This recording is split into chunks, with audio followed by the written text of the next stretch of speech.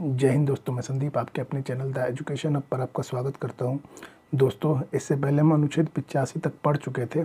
आज हम इससे आगे पढ़ेंगे, तो स्टार्ट करते हैं। जैसा कि आप देख रहे होंगे कि इसमें अनुच्छेद 86, तो अनुच्छेद 86 में किसकी चर्चा है? तो राष्ट्रपति के अभिभाषण की। तो राष्ट्रपति का अभिभाषण क्या होता है, समझिए। देखिए, राष्ट्रपति जो है, जो संसद की पहली बैठक होती है, मतलब देखिए, जो संसद होता है 5 साल के लिए होता है। कोई भी लोकसभा का जो है, लोकसभा कितने साल की होती है? 5 साल के लिए। और हर साल एक बैठक होती है। तो हर साल जो बैठक होती है, उस सत्र की पहली बैठक जो होती है, वो दोनों सदनों को संयुक्त रूप से संबोधित करता है। तो कौन करता है? तो राष्ट्रपति करता है। जो भी जैसे सदन है, सदन की पहली बैठक होगी, पहले साल की पहली बैठक, ठीक है, वो बैठक कौन संबोधित करेगा? तो वो राष्ट्रपति करेगा। और दोनों, मतलब क्या होता है, दोनों सदन को, दोनों संसद, जो भी लोकसभा राज्यसभा है, उन दोनों को बुला के वो क्या करता है? संयुक्त रूप से संबोधित करता है। उसी को कहते हैं राष्ट्रपति का अभिभाषण। क्या कहते हैं? राष्ट्रपति का अभिभाषण। अब राष्ट्रपति का अभिभाषण जो है वो कौन तैयार करता है? तो वो मंत्रिमंडल तैयार करता है। कौन तैयार करता है? मंत्रिमंडल। ठीक है। तो अनुच्छेद 86 में क्या हो गया? राष्ट्रपति के अभिभाषण की चर्चा। राष्ट्रपति, अनुच्छेद 87 में क्या है कि राष्ट्रपति के विशेष अभिभाषण की। उसमें 86 में क्या था? अभिभाषण की। और 87 में क्या था? विशेष अभिभाषण। अब विशेष अभिभाषण क्या होता है? देखिए, जो लोकसभा है वो 5 वर्ष में चुन के आती है, ठीक है। और जो 5 वर्ष में जो चुन के आती है, तो उसकी जो पहली बैठक होती है, उसमें प्रत्येक वर्ष पहली बैठक हो रही थी। किसमें? राष्ट्रपति के अभिभाषण। अनुच्छेद 86 में क्या होता? प्रत्येक वर्ष पहली बैठक हो रही थी और उसमें राष्ट्रपति दोनों सदनों को संबोधित कर रहा था। इसमें क्या है?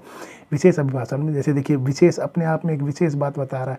तो 5 साल में एक बार चुन के आएगी, और जो उसकी पहली बैठक होगी, उसकी जो पहली बैठक होगी, उसको संयुक्त रूप से कौन संबोधित करेगा? तो राष्ट्रपति दोनों लोकसभा राज्यसभा को बुलाएगा और उसको संबोधित करेगा।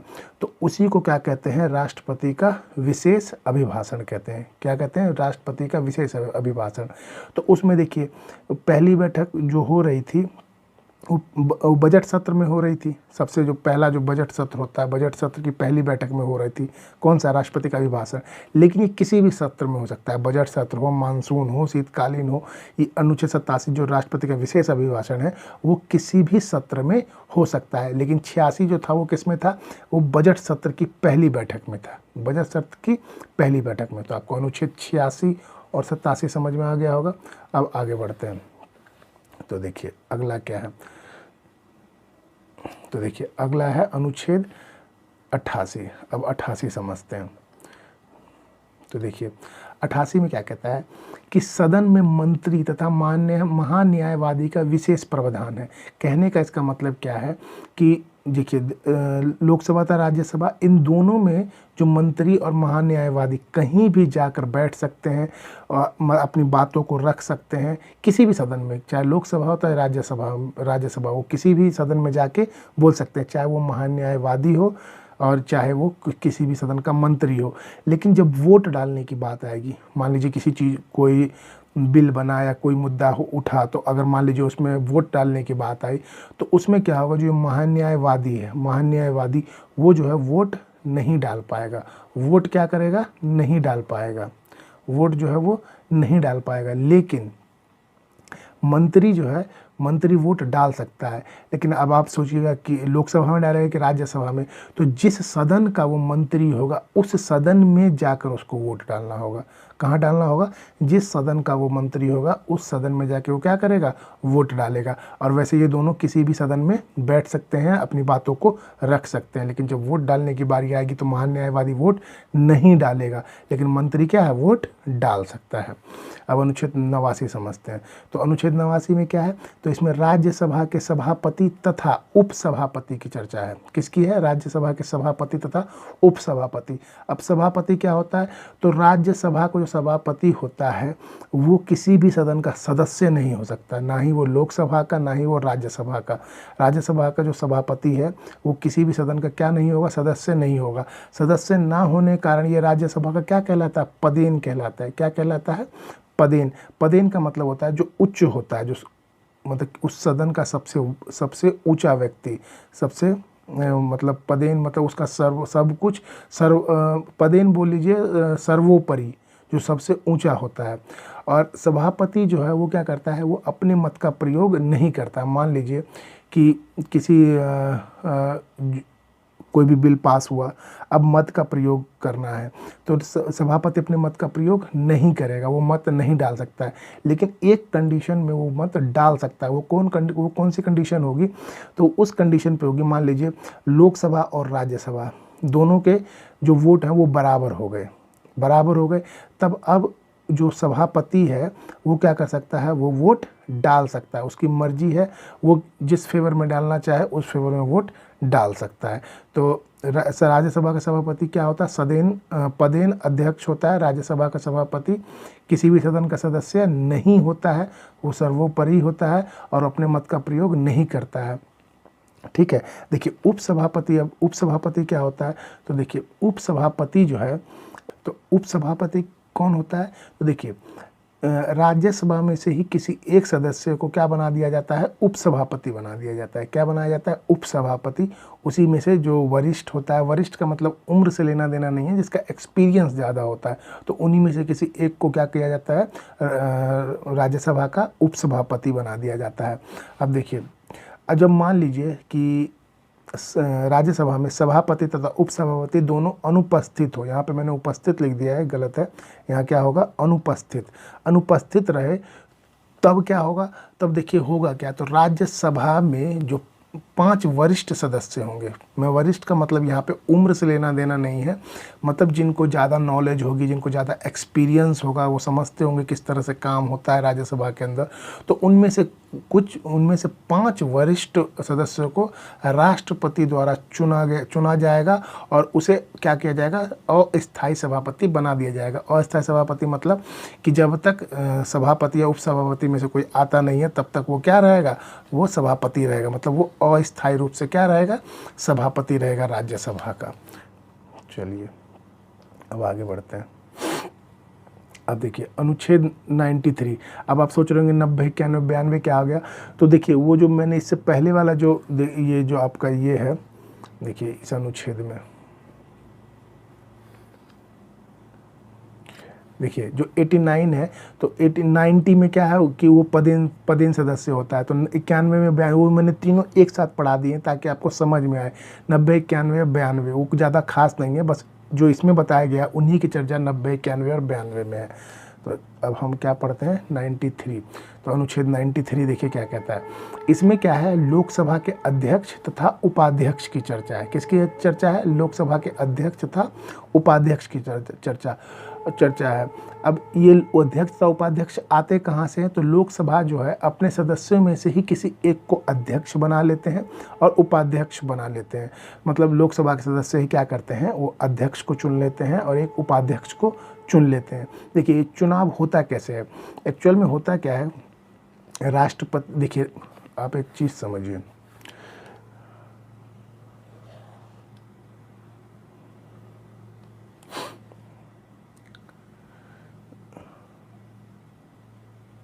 देखिए लोकसभा, ठीक है, ये लोकसभा है। अब लोकसभा में होगा क्या, कितने सदस्य होते हैं, 545 सदस्य होते हैं। अब आप खुद सोचिए 545 सदस्य को राष्ट्रपति क्या हर एक को जाके शपथ दिलाएगा, तो ऐसा मुमकिन तो नहीं है। तो वो क्या करता है, वो एक प्रोटेम स्पीकर चुनता है। क्या चुनता है, प्रोटेम स्पीकर। ये क्या करेगा, लोकसभा के सदस्यों में से ही किसी एक को उठाएगा और उसको क्या चुन लेगा, प्रोटेम स्पीकर चुन लेगा। क्या चुन लेगा, प्रोटेम स्पीकर। ये जो है वो अस्थायी रूप से लोकसभा का क्या होता है, अध्यक्ष होता है। क्या होता है, लोकसभा का अध्यक्ष होता है। अब प्रोटेम स्पीकर को ही कहा जाता है कि जो भी नए सदस्य चुन के आ गए, देखिए ये क्या करता है, जो भी नए सदस्य चुन के आते हैं उनको शपथ दिलाता है। क्या करता है, शपथ दिलाता है। और शपथ दिला दिया और अब जो सदस्य हैं उनमें से ही बोल देता है कि आप क्या कीजिए, अध्यक्ष और उपाध्यक्ष का चुनाव कर लीजिए। तो सभी सदस्य मिलकर अध्यक्ष और उपाध्यक्ष का चुनाव कर लेते हैं। अब एक बात बताइए, जब अध्यक्ष और उपाध्यक्ष चुन लिए गए तो अब अध्यक्ष को शपथ लेने की ज़रूरत है क्या, उपाध्यक्ष को शपथ लेने की ज़रूरत है, तो नहीं है। क्यों नहीं है? क्योंकि जब प्रोटेम स्पीकर चुना गया था तो राष्ट्रपति ने उन्हें शपथ दिला दी थी और उनसे कह दिया गया था कि अब जितने भी नवनिर्वाचित सदस्य हैं आप उनको शपथ दिला दीजिए। तो वो पहले ही शपथ ले चुके थे। तो अब सभी सदस्यों ने मिलकर एक लोकसभा के अध्यक्ष को चुन लिया, एक उपाध्यक्ष को चुन लिया। तो अब उन्हें क्या है, अलग से शपथ लेने की ज़रूरत नहीं है। अलग से क्या किस चीज़ की ज़रूरत नहीं है? शपथ लेने की ज़रूरत नहीं है।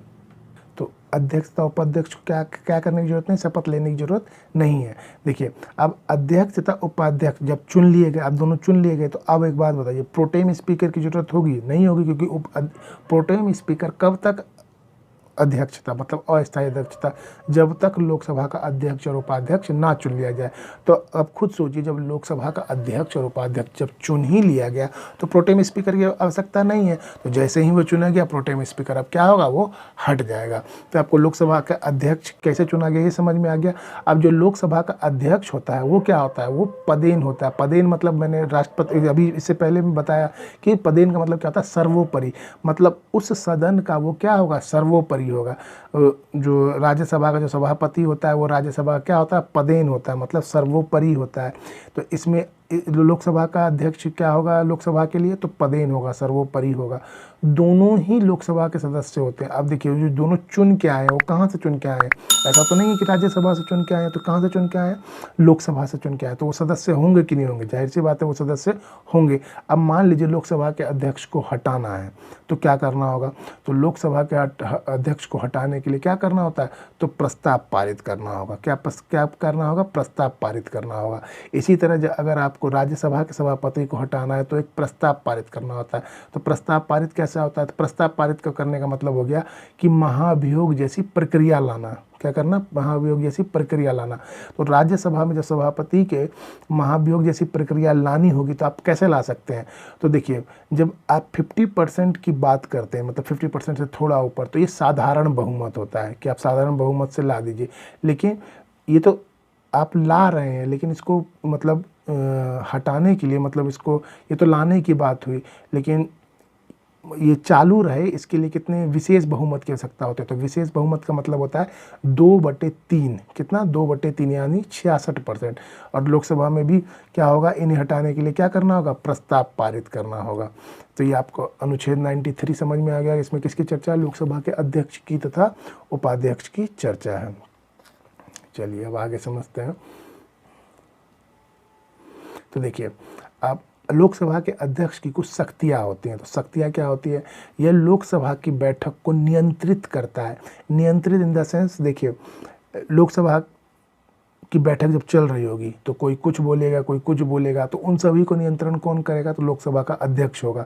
मान लीजिए, देखिए, इसके पास इतनी पावर होती है कि अगर प्रधानमंत्री ने, मान लीजिए प्रधानमंत्री खड़े हुए कुछ बोलने के लिए और उन्होंने 10 मिनट का समय मांगा, तो जब 10 से 15 मिनट हो गया तो लोकसभा के अध्यक्ष के पास पावर है कि वो प्रधानमंत्री को बोले कि आप बैठ जाइए, आपका समय समाप्त हो जाए। वो उनको हटा सकते हैं कि आप हट जाइए, अब आप नहीं बोल सकते हैं।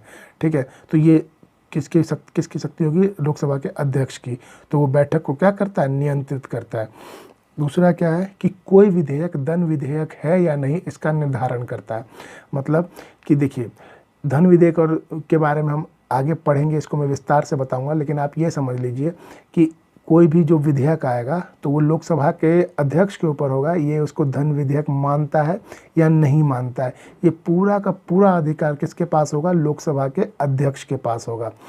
तीसरा क्या है कि लोकसभा का जो सचिवालय है वो अध्यक्ष के अधीन होता है। मतलब लोकसभा में के जो भी सचिव होंगे वो जो भी जानकारी होगी, जो भी कुछ करना होगा, वो पहले किसको बताएंगे? वो अध्यक्ष, लोकसभा के अध्यक्ष को बताएंगे। मतलब लोकसभा के सचिव किसके अधीन रहते हैं? तो लोकसभा के अध्यक्ष के अधीन रहते हैं। चौथा क्या है? मान लीजिए कि विदेश जाना, जैसे प्रधानमंत्री जी विदेश दौरे पर जाते रहते हैं। अब उनके साथ वो चाहते हैं कि 2-4 सदस्य और जाएं, तो उन 2-4 सदस्य वो कौन जाएंगे इसका निर्धारण भी कौन करेगा? लोकसभा का अध्यक्ष करेगा। वही बोलेगा कि हाँ ये जा सकते हैं या नहीं जा सकते हैं। तो विदेश जाने वाले संसदीय प्रतिनिधि का नाम कौन तय करता है? तो वो लोकसभा का अध्यक्ष यानी स्पीकर तय करता है। उसके बाद संयुक्त अधिवेशन। तो अब मान लीजिए, देखिए संयुक्त अधिवेशन बुलाता कौन है, तो राष्ट्रपति बुलाता है। मैंने आपको पहले वाली वीडियो में बताया है कि संयुक्त अधिवेशन कौन बुलाता है, राष्ट्रपति बुलाता है। लेकिन संयुक्त अधिवेशन की अध्यक्षता कौन करता है, तो वो लोकसभा का अध्यक्ष करता है। कौन करता है, लोकसभा का अध्यक्ष करता है। उसके बाद संसद के विभिन्न समितियों के सदस्य की नियुक्ति कौन करता है, अध्यक्ष करता है। तो संसद की कुछ विभिन्न समितियां होती हैं जिसकी चर्चा हम किस में करेंगे, जब हम अनुच्छेद 100 पढ़ेंगे जिसमें गणपूर्ति है, तो उसमें उसी में हम पढ़ेंगे। एक लोक लेखा समिति है, प्राक्कलन समिति है, स्थायी समिति है, इन सभी की चर्चा करेंगे। तो इन सभी समितियों के सदस्यों की नियुक्ति कौन करता है, तो इन सभी सदस्यों की नियुक्ति कौन करता है, लोकसभा का अध्यक्ष करता है। कौन करता है, लोकसभा का अध्यक्ष करता है। देखिए अब अगला पॉइंट क्या है कि यह अपने मत का प्रयोग नहीं करते हैं किंतु बराबर वोट पड़ने पर यह मत डालते हैं। सेम उपसभापति वाली बात है। देखिए इसका भी, ये भी अपने मत का प्रयोग नहीं करेगा। कोई मान लीजिए कुछ भी चल रहा हो, जैसे कुछ भी कोई भी बिल पास होना हो, उस पर बहस चल रही हो, वोट डालने की बात आई, तो वो भी क्या है कि अपने मत का प्रयोग नहीं करेंगे। लेकिन अगर मान लीजिए पक्ष और विपक्ष के मत बराबर हो गए तो अब क्या करेगा, तो लोकसभा का जो अध्यक्ष है वो अपना मत पक्ष में डाले या विपक्ष में डाले, उसका जो वोट है वो निर्णायक साबित होगा। तो उस टाइम पर वो वोट जो है डाल सकता है। उसके बाद 8वां पॉइंट क्या है, गणपूर्ति के अभाव में लोकसभा की कार्यवाही को अध्यक्ष रोक देता है। अब गणपूर्ति क्या होता है, तो कोरम में क्या होता है कि जैसे गणपूर्ति 1/10 के अभाव में होता है। 1/10 क्या, जैसे लोकसभा में कितने सदस्य होते हैं, 545। तो लोकसभा को चलने के लिए 545 का 1/10 सदस्य होना जरूरी होता है। तो 545 का 1/10 कितना होता है, 54। तो हम 54 तो व्यक्ति को आधा नहीं कर सकते हैं, तो हम 55 सदस्य लेते हैं।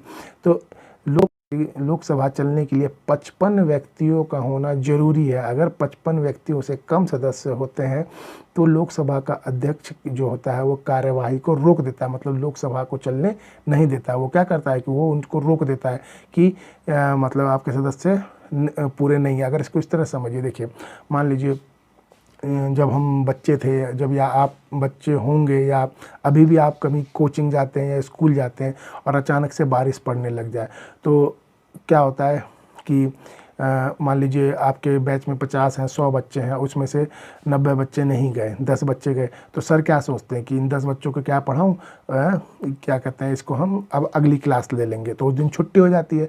सेम इसमें यही होता है कि 1/10 का आना जरूरी है। अगर वो 1/10 नहीं आया, मतलब 55 व्यक्ति लोकसभा के अंदर नहीं आते हैं 545 में से, तो उस दिन कार्यवाही को रोक दिया जाता है, लोकसभा नहीं चलती है। तो ये तो हो गई अध्यक्ष की शक्तियाँ। अब कुछ अध्यक्ष की दंडात्मक शक्तियाँ भी होती हैं। देखिए दंडात्मक शक्तियाँ क्या होती हैं। अब मान लीजिए पहला क्या, अनुशासनहीनता पर सदस्य को निलंबित करते हैं। अब मान लीजिए लोकसभा की बैठक चल रही है, अब उसमें कोई सदस्य अनुशासनहीनता करता है, मारपीट करने लग जाता है, गाली गलौज करने लग जाता है, कुछ असभ्य भाषा बोलने लग जाता है, तो अध्यक्ष क्या करते हैं, उसकी मतलब करने पर निलंबित कर देते हैं कि आप यहाँ से हट जाइए, आपकी ज़रूरत लोकसभा में नहीं है। तो उसको क्या करता है, धक्का मार के बाहर निकलवा देता है। तो ये अनुशासनहीनता पर लोकसभा का अध्यक्ष क्या करे, सदस्य को निलंबित कर देता है। अब दूसरा पॉइंट क्या है, देखिए दूसरा पॉइंट क्या है, कोई भी सदस्य अगर बिना अनुमति के 60 दिन तक अनुपस्थित रहता है, मतलब कोई सदस्य है लोकसभा का, अगर वो 60 दिन तक लगातार कंटिन्यू आया ही नहीं लोकसभा के अंदर, तो लोकसभा का अध्यक्ष क्या करेगा, उसकी सदस्यता रद्द कर देगा। जब तेरे को आना ही नहीं है तो निकल यहाँ से, अब यहाँ पे तेरे रहने की, मतलब लोकसभा में आने की ज़रूरत नहीं है। तो अगर मान लीजिए उसको इमरजेंसी है तो उसको बताना पड़ेगा कि हाँ मैं 4 महीने 5 महीने के लिए बाहर जा रहा हूँ, या कुछ ज़रूरी कारण है, बीमार पड़ गया, तो वो बोल के जा सकता है। लेकिन बिना बोले वो 60 दिन तक अनुपस्थित नहीं रह सकता। अगर रहता है तो लोकसभा का सदस्य उसकी सदस्यता को क्या करेगा, रद्द कर देगा। उसके बाद दल बदल के आधार पर भी सदस्यता रद्द हो जाती है। दल बदल से आपको कुछ तो समझ में आ रहा होगा कि दल को बदल देता है, मतलब जैसे अब भाजपा का तो कांग्रेस में चला गया, कांग्रेस का तो भाजपा में चला गया, तो उसके कुछ नियम होते हैं। इस दल बदल के पूरा का पूरा एक चैप्टर है, उसको हम आगे पढ़ेंगे। अभी बस ये समझ लीजिए कि दंडात्मक शक्ति है कि दल बदल के आधार पर भी सदस्यता को क्या किया जा सकता है, रद्द किया जा सकता है। तो दल बदल के आधार पर भी सदस्यता रद्द कर सकते हैं।